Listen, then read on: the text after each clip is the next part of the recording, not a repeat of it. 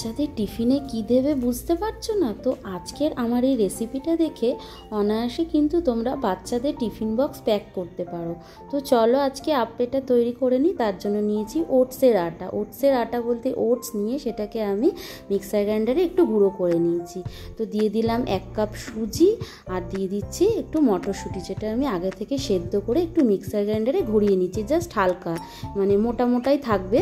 আর দিয়ে দিলাম একটু হলুদ, চাট মশলা আর একটু কাশ্মীরি লঙ্কার গুঁড়ো, আর দিয়েছিলাম একটু কাঁচা লঙ্কা কুচি। এটা অপশনাল, দিলে দেবে না দিলে না দেবে। আর এটা দিলাম একটু ধনে পাতা কুচি, আর দিয়ে দেবো 1/2 টিস্পুন মতন গোটা জিরে। তারপর দিয়ে দেবো 1/2 কাপ টক দই। দিয়ে এটাকে 1/2 কাপ টক দই মানে যতটা সুজি নেবে তার 1/2 টক দই দেবে। আর দিয়ে দিলাম একটু জল, মানে পরিমাণ মতন জল দেবে। জল কতটা লাগবে এখানে বোঝা যাবে না, মাখতে মাখতে বোঝা যাবে যে কতটা জলের প্রয়োজন। আর এটাকে একটু কিছুক্ষণ রেস্টে রেখে দেবো, কারণ সুজি আছে, ওটস আছে, অনেকটাই জল টানবে। তারপর দেখো একটা আপ্পে প্যান বসিয়ে নিয়েছি, তার মধ্যে দিয়ে দিলাম একটু করে ঘি, বা তোমরা চাইলে তেল বাটার যা খুশি দিতে পারো। দেওয়ার পর দিয়ে দেবো অল্প অল্প করে তিল, প্রত্যেকটার মধ্যেই একটু একটু করে তিল দিয়ে দেবো। তিলটা যখন রোস্ট হয়ে যাবে আর যখন আমরা খাবো এটা মুখে পড়বে, খুবই ভালো লাগবে।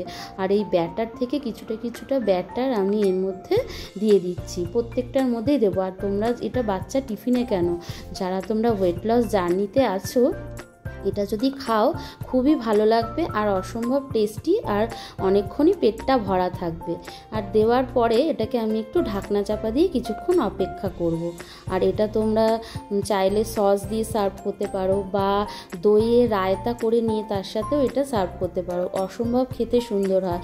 আর যখন এই তিলগুলো এইটার সাথে রোস্ট হয়ে যাচ্ছে না, খাওয়ার পর যখন মুখে পড়বে খুবই টেস্টি লাগে। আর জানো তো তিল খাওয়া কতটা উপকারী, স্কিন ভালো হয়, তারপর ব্লাড প্রেশার নিয়ন্ত্রণ করে।